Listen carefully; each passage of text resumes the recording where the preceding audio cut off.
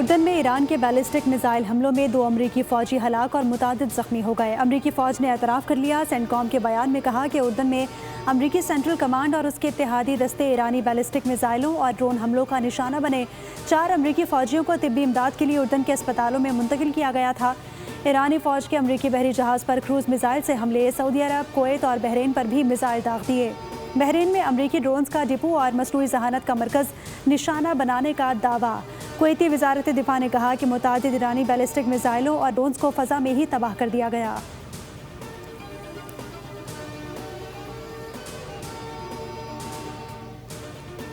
अमरीकी खिलाफ वर्जियों ने साबित किया कि ट्रंप के दस्तखत की कोई हैसियत नहीं। अमरीका ने बार बार मुआहिदे की खिलाफ वर्जी करके अपना असल चेहरा दिखाया। अमरीका अपने लिए जिल्लत का रास्ता इख्तियार करना चाहता है तो हम तैयार हैं। दुश्मन को शदीद रुसवाई का सामना होगा। ईरानी सुप्रीम लीडर मुज्तबा खामनाई का ईरानी कौम के नाम पैगाम। कहा कि बालादस्ती और जहरियत अमरीकी पॉलिसी का लाजमी हिस्सा है। मौजूदा मरहले में कौमी इत्तेहाद यकजहती बरकरार रखना वक्त की अहम ज़रूरत है। ईरानी अवाम ने शहीद रहनुमा को अलविदा कहकर कौमी अज़म की नई मिसाल कायम की है। ईरानी कौम अमरीका को नाकाबिले फरामोश सबक सिखाने के लिए तैयार है।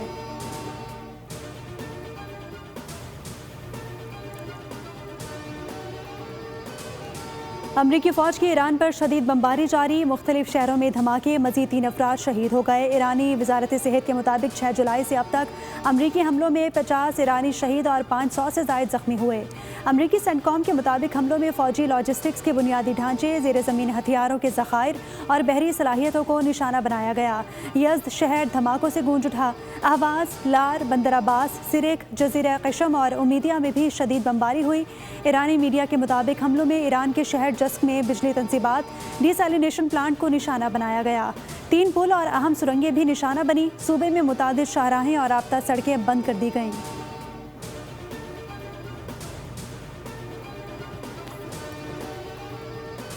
बानी पीटीआई की बहन नौरीन नियाजी का मार्का हक और पाक फौज के खिलाफ मुतनाज़ी और शर्मनाक बयान। रेड लाइन अबूर कर ली।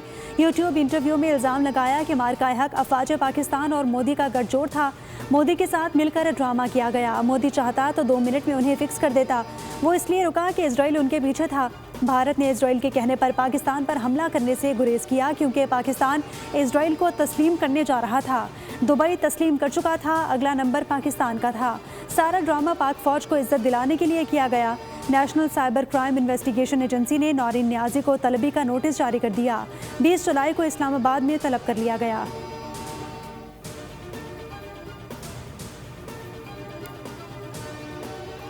और फीफा वर्ल्ड कप 2026 का फाइनल दिफाई चैंपियन अर्जेंटीना और यूरोपियन चैंपियन स्पेन के दरमियान आज खेला जाएगा।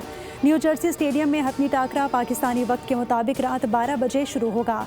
अर्जेंटीना ने सेमीफाइनल में सनसनीखेज मुकाबले के बाद इंग्लैंड को 2-1 से शिकस्त देकर मुसलसल दूसरी बार फाइनल में जगह बनाई। फीफा वर्ल्ड कप की तारीख में पहली बार सुपर बाउल की तर्ज पर एक शानदार हाफ टाइम शो मुनक्किद किया जाएगा जिसमें मैडोना, शकीरा, जस्टिन बीबर और BTS जैसे आलमी शोहरत याफ्ता स्टार्स परफॉर्म करेंगे। अमरीकी सदर डोनाल्ड ट्रंप भी वर्ल्ड कप का फाइनल देखेंगे और फातेह टीम को ट्रॉफी देंगे।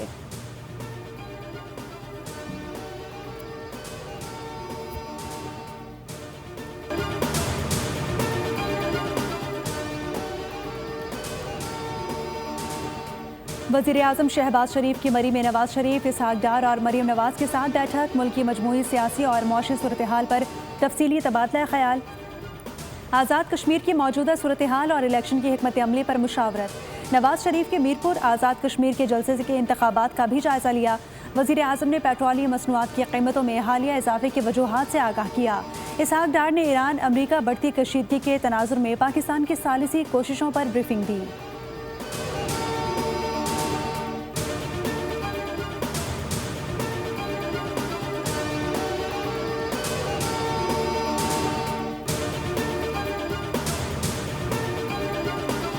नस्लन कश्मीरी हूँ, 3-4 नस्लों से हमारे आबा अजदाद यहाँ पे हिजरत करके आए, लेकिन मेरा मुकाम जो है उन जम्मू और कश्मीर के महाजरों जितना जो है उनकी पाँव के खाक के बराबर नहीं जा हुआ जो 2.25 लाख शहादतें जाने कुर्बान करके जो है इस खून की लकीर को अबूर करके अक्टूबर 1947 में आए।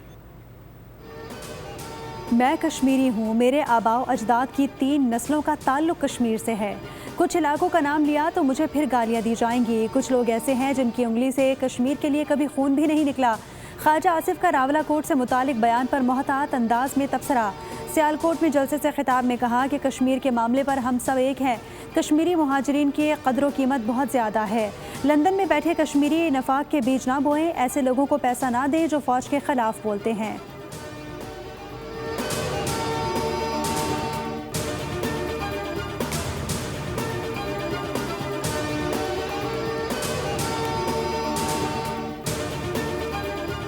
फैसला कश्मीर में होगा, चाहे वो तरक्की के मंसूबे हो, स्कूल हो, रोड हो, इंफ्रास्ट्रक्चर हो, अस्पताल हो, हर तरह के मंसूबे जब जब अल्लाह ताला ने कायद मोहम्मद नवाज शरीफ जो 3 दफा इस मुल्क के वजीर आजम रहे, ये शर्फ किसी को हासिल नहीं है। कश्मीर के फैसले कश्मीर में ही होंगे। मरियम औरंगजेब का गुजर खान में जलसे से खिताब। कहा कि कश्मीर पाकिस्तान की शहरग है। कोई ताकत कश्मीर को पाकिस्तान से जुदा नहीं कर सकती। नाम लिए बगैर मुखालिफिन को भी खूब लताड़ा। कहा कि अवाम वोट मांगने वालों से कारकर्दगी मांगे, पूछें कि अपने सूबों में क्या तरक्याती काम किए।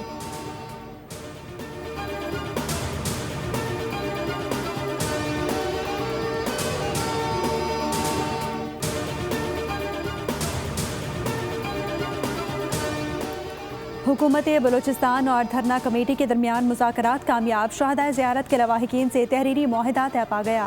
हुकूमती कमेटी के मुताबिक जुडिशल कमीशन की तश्कील और पुलिस की इस्तादाद में इजाफा मुआहिदे का हिस्सा है। वज़ीर आला बलूचिस्तान सरफराज बुख्ती की बिलावल भुट्टो जरदारी से जरदारी हाउस में मुलाकात हुई। ब्रीफिंग में कहा कि ज़ियारत सानहे की तहकीकात के लिए जुडिशल कमीशन कायम कर दिया है। लवाहिकीन की दिलजोई और मुतालबात की तकमील में भरपूर किरदार अदा किया। अनकरीब ऑल पार्टीज कॉन्फ्रेंस बुलाई जाएगी।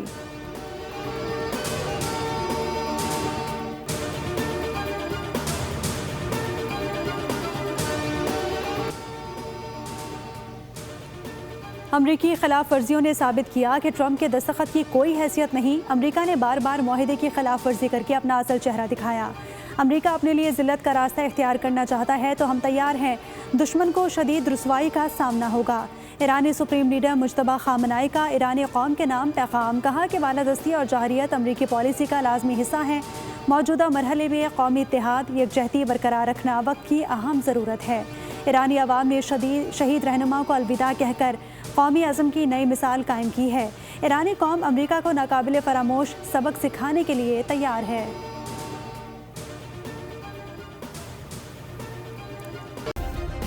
सब्सक्राइब करें और बेल दबाएं ताकि कोई खबर रह न जाए।